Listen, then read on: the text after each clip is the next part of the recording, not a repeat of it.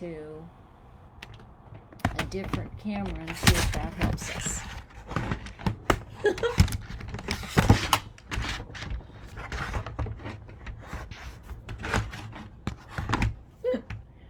I'm trying to be here. Let's see here.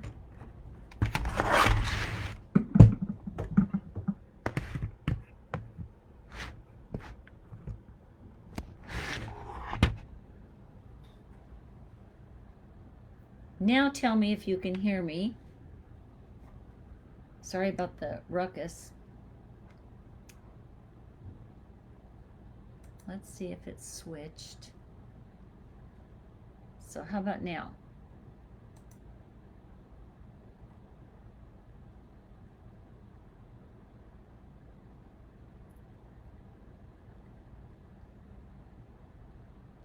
Darn it. Now I can't see comments. I hate all this setup time. I just want to get going.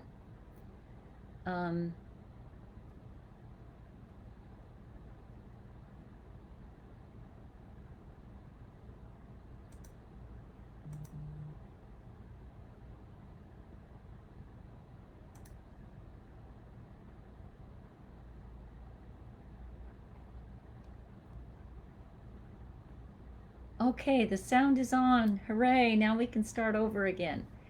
Okay, thank you very much. Oh, this is great. Finally, we made that work.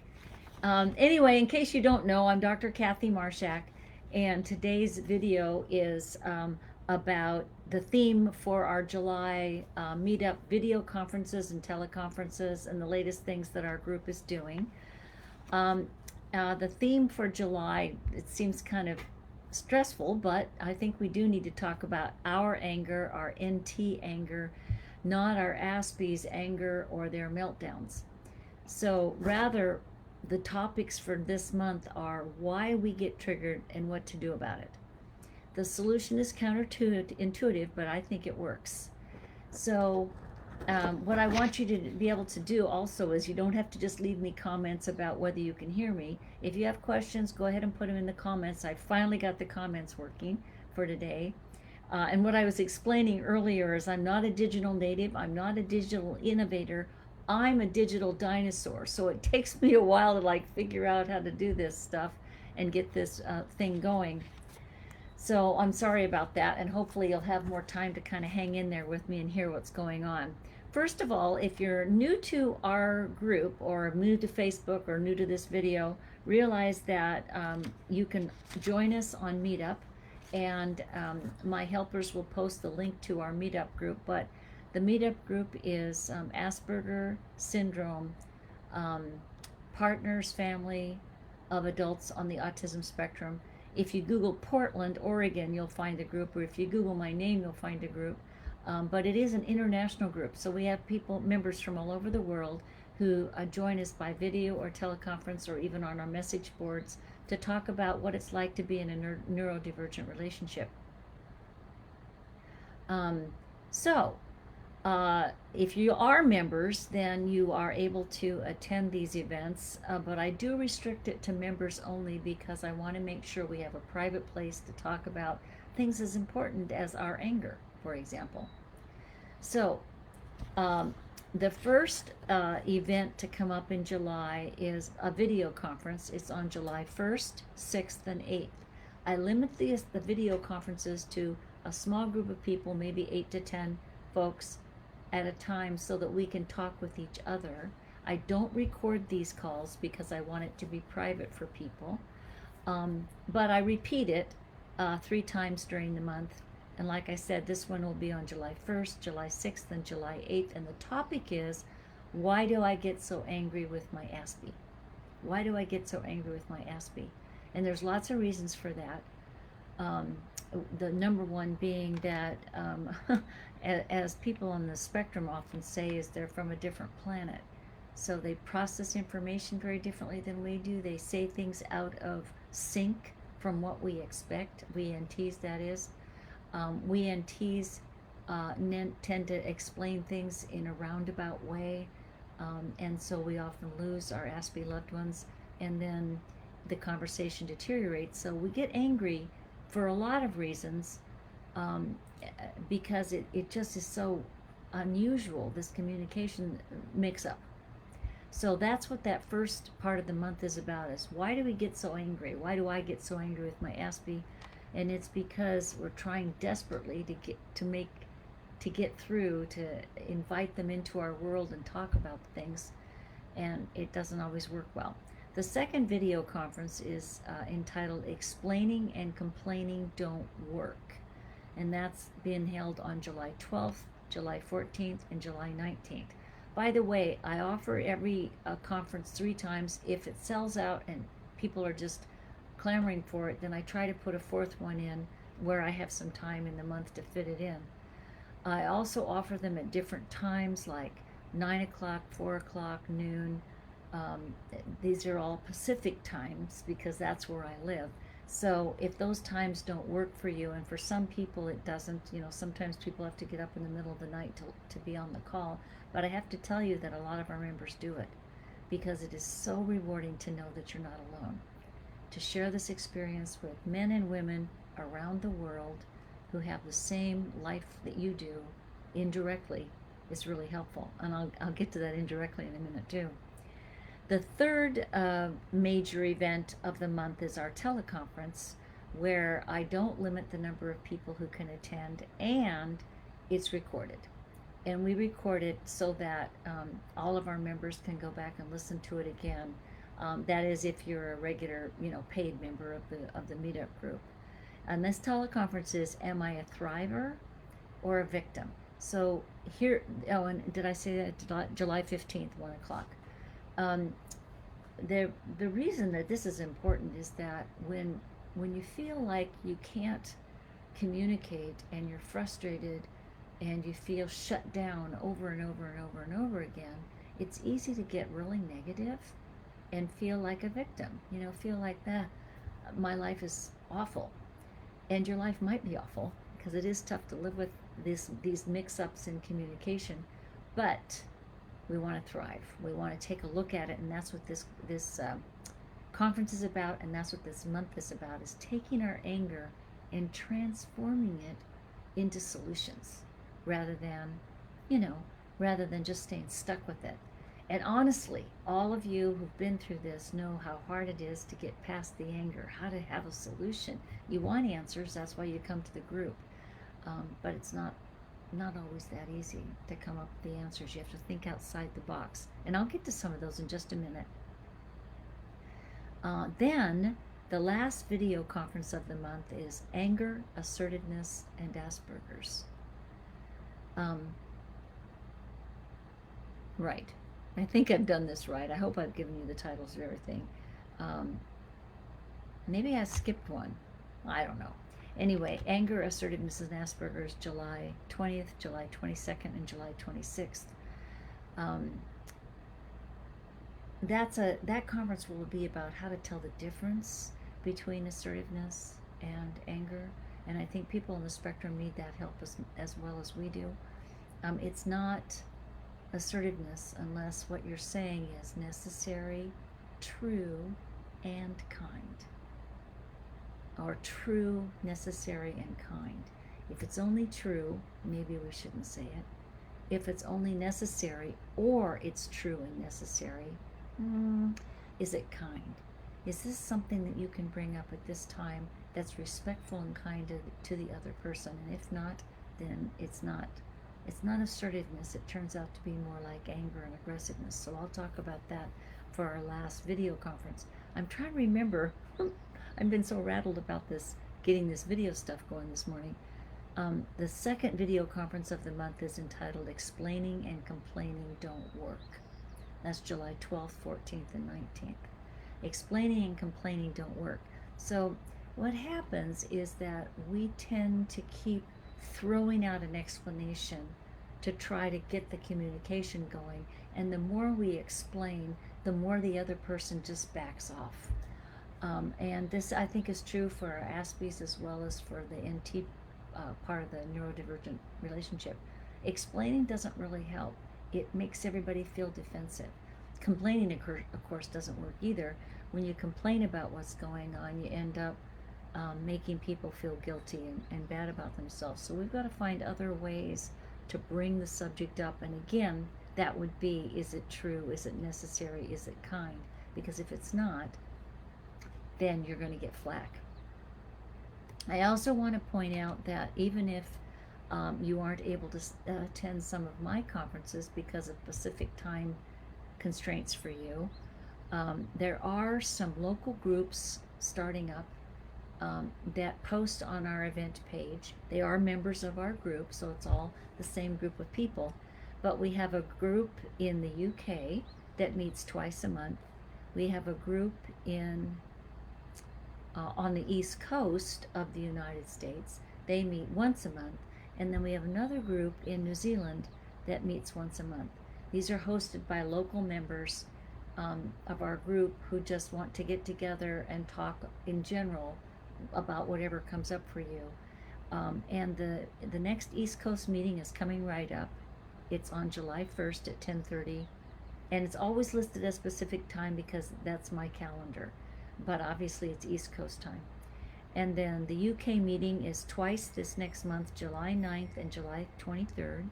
And then the New Zealand meeting is July 29th. So it's at the end of the month. And if you're in those time zones, it's a lot easier for you to get together with your fellow members. So here's another thing to think about. That some of those things that we talk about in these local groups are the things that come up for all of us, such as communication with our partner. The number one thing that couples are looking for is, how do I communicate better? So, you just talk about the struggles of being married to someone where the communication just doesn't work.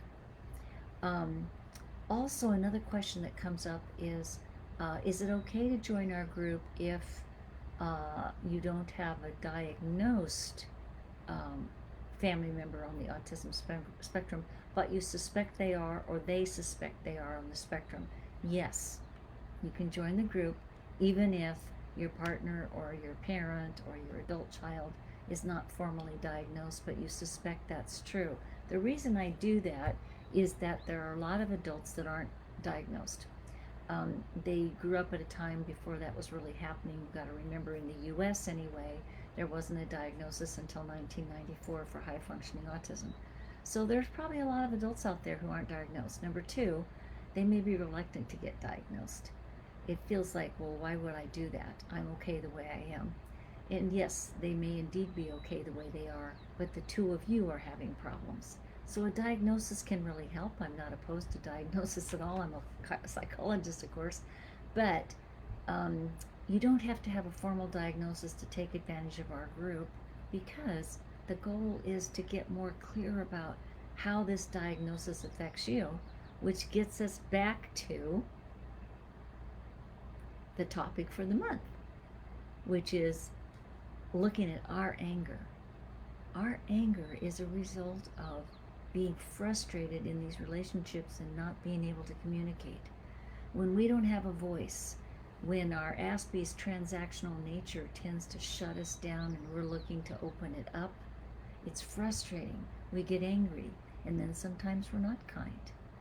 Sometimes we're not, thinking about how this is going to sound to the other person. We just want to be heard. So communication is really important, but the way you learn how to communicate is to better understand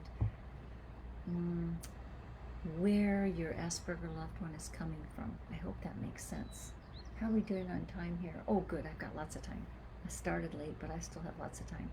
And I don't see any questions popping up yet, so if people don't have questions, I hope you still let me know what's going on.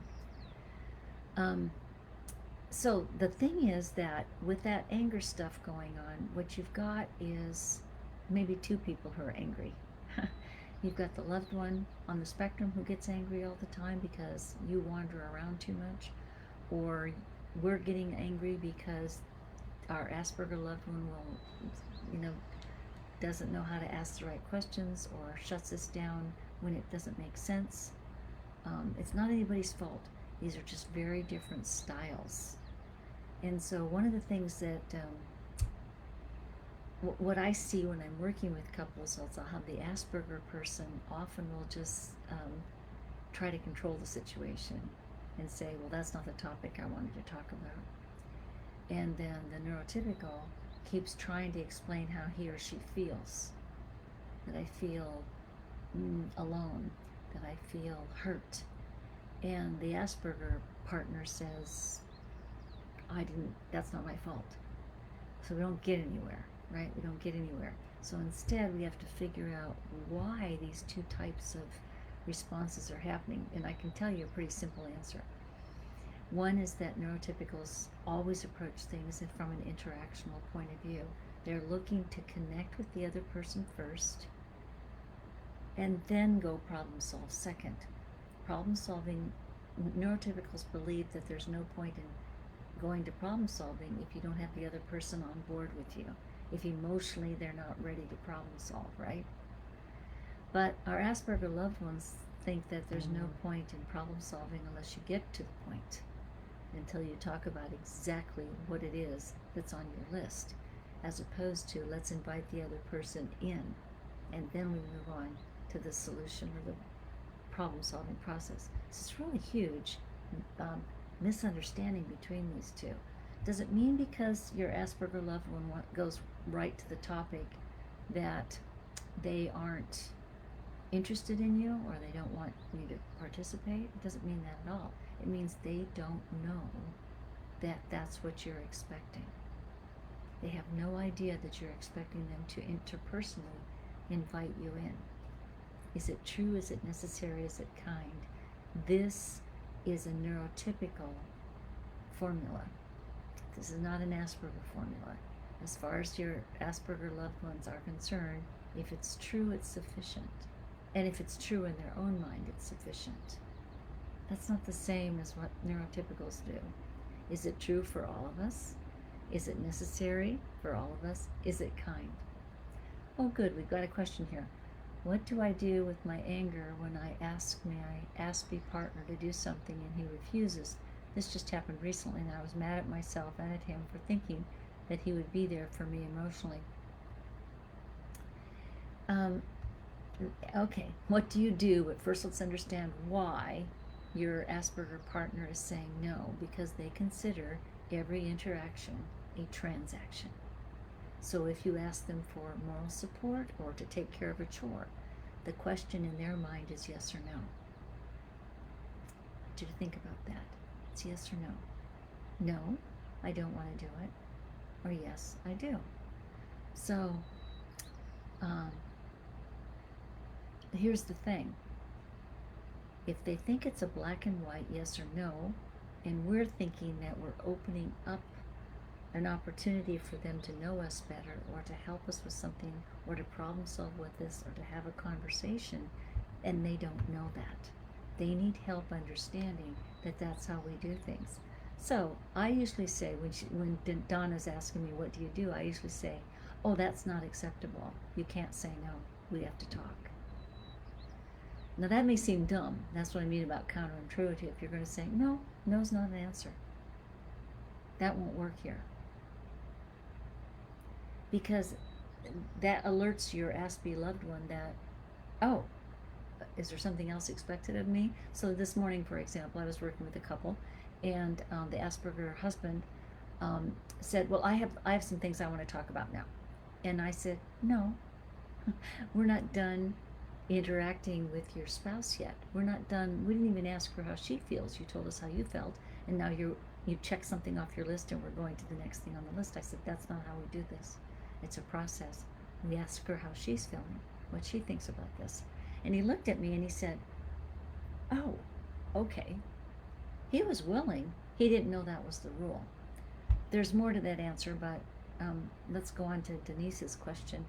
She says, in your most honest opinion, are they really deep down able to emotionally attach to a partner, hence why they're able to move on so quickly to a new interest partner? Oh, I know that hurts. This is the question about love. I think I think, of course, they can attach to a partner. Of course, they can make a commitment. Of course, they want love in their life like everybody else does. But if you're mostly transactional, then you don't understand that love is a process that is an ongoing, living, dynamic thing. So love between a couple has to constantly be attended to, doesn't it? It has to be nurtured. We have to have conversations. We can have cute little jokes in common, right? And if they don't share in that joy of continuing the relationship every single day, it doesn't feel like love to neurotypicals anymore. We feel abandoned. So, for example, my former husband, I asked him one day, he's on the spectrum. My former husband, I asked him, I said, I didn't know he was on the spectrum, though, for many, many years. But I said, do you love me? Because I was kind of puzzled. I didn't hear it from him, and I just said, do you love me? And he said, you don't need a sycophant. I learned a new word that day. You don't need a sycophant, he said. And I was totally startled. And he said, if I didn't love you, I wouldn't have married you.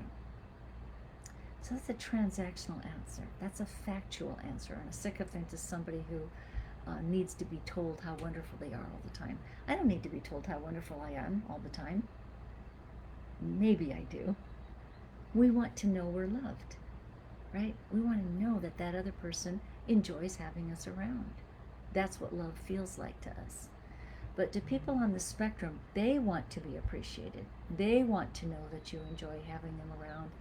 They just don't know it needs to be reciprocated, because that would be interactional. They're transactional. So as long as they get your love, they're fine, and then they can go out the door.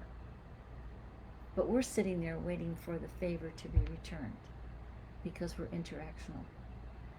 So it's not what Denise is asking in her second part of this is this: why are they able to move on so quickly if the two of you break up or something like that? And they do move on quickly because they're looking for somebody else to give them love. They want the love that you want. They just don't know that they're supposed to give it back. If they feel it in their heart, they think that's sufficient, and of course we know that's not enough. So I'm looking to see if anybody else has another answer, another question for me before we run out. Right. Denise says, so true, comfort. I'm not sure what, oops, I lost her response. It looks like it disappeared. Oh, she's still typing things. I'll let her finish. Yeah, comfort versus love for them. Comfort versus love. They are comforted by our love, but they don't, and they might give some kind of comfort, but but mostly they're better at doing chores, like taking care of the cars or the yard work. But remember, with our children, for example, there's people that provide child care. That's not the same as parenting, is it? The love, the developing a loving relationship with your child, right? It's not the same. So, too, it is with our interaction with our aspies. Neurotypicals engage in conversation, small talk, little messages that I care about you. We invite the other person in, and then we might be able to problem solve.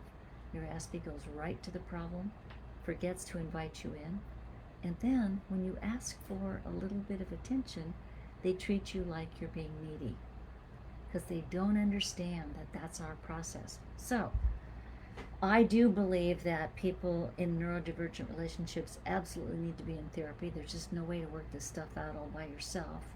It's too complicated. And you're certainly able to give me a call if you want some individual consultation. Daniela always posts that, oh yeah, Dr. Marshak's still a practicing psychologist. You can talk to her. The other thing is that come to our meetup group. Please join. It only takes, you get a whole month to try us out and see if this feels like home to you.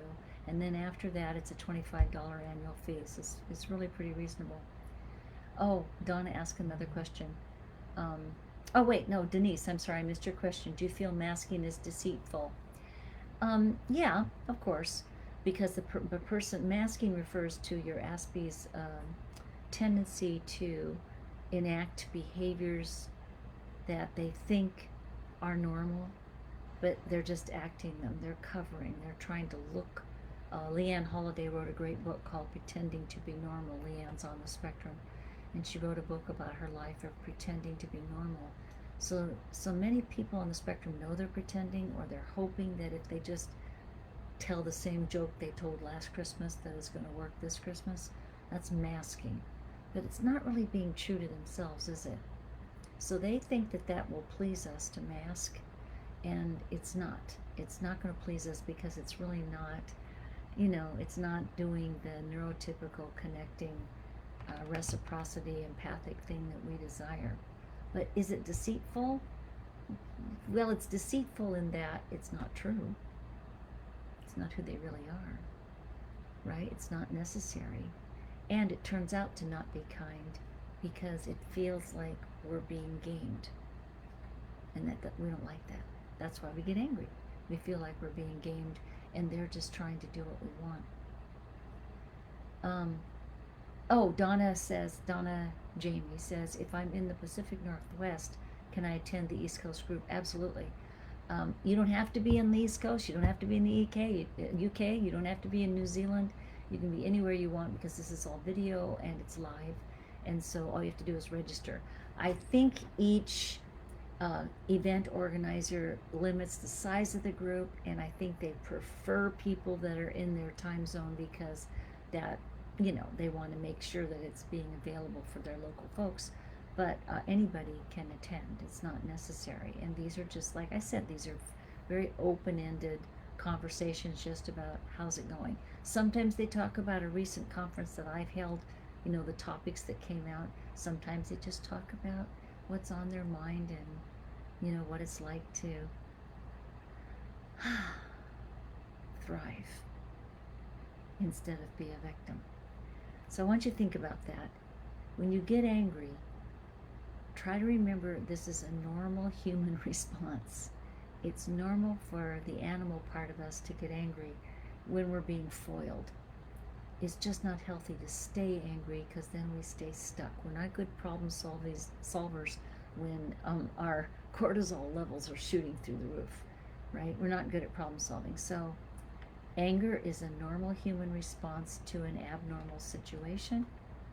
And the abnormal can be almost anything. In this case, it's abnormal to communicate with a transactional person when you're expecting interaction. Okay? And of course, they get angry too because they're expecting transaction. It's like, I've answered your question, no, now leave me alone. So it's normal to get angry, it's just not healthy to stay there. And then use your anger to remind yourself that, oh, there's something out of sync here. There's things I'm supposed to figure out, right? But it's not working the way I normally would do, such as explaining or continuing to offer understanding and support to this other person who's expecting a transactional answer. Hope that answers that one. By the way, you can also email me or post here after this live is over. It's going to be recorded. It will still be available for people to listen to and watch. But you can always post questions to me. I get questions all month long from these recorded lives. If there's something a little too personal to post on the comment section, go ahead. Send me a question or a comment. I don't mind even if people are kibitzing. Sometimes people offer me advice on how to do this better, like maybe not spend a lot of time up front trying to get the sound to work. I thought I was ready to roll and I wasn't.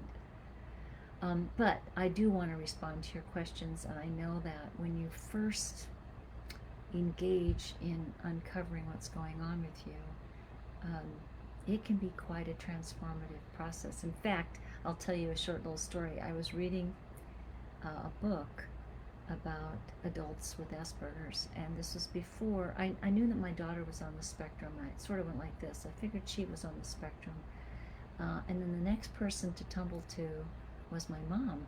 I didn't realize my mom was on the spectrum until I was reading this book, and this woman was writing just a short little story about her life with her Asperger mother. And every time I started to read this chapter, I fell asleep.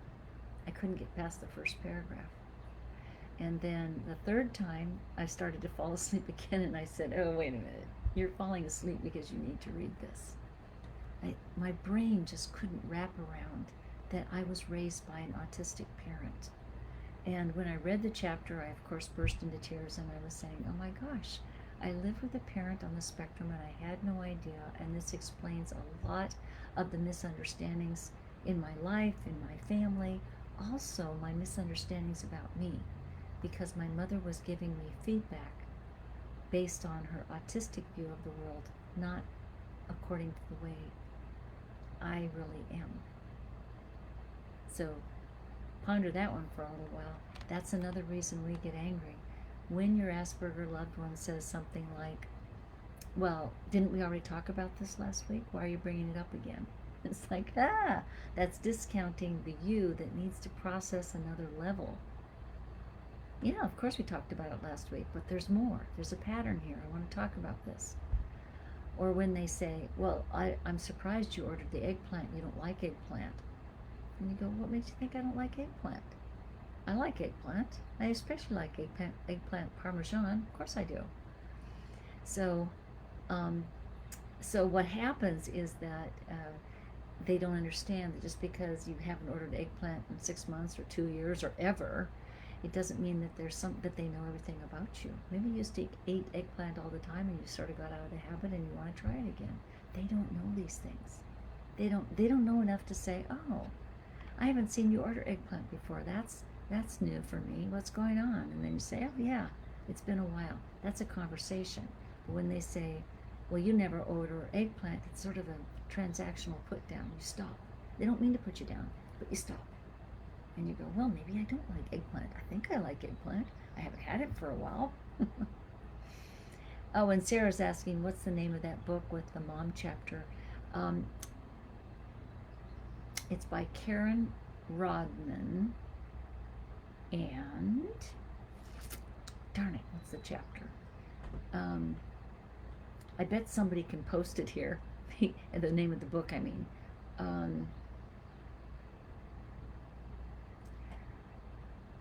I can't think of the title. I am so sorry. But it's an edited book that Karen put together, and I believe, I don't want to get this wrong too, but I believe it's by AANE. That's the name of the organization, but I could be wrong about that too.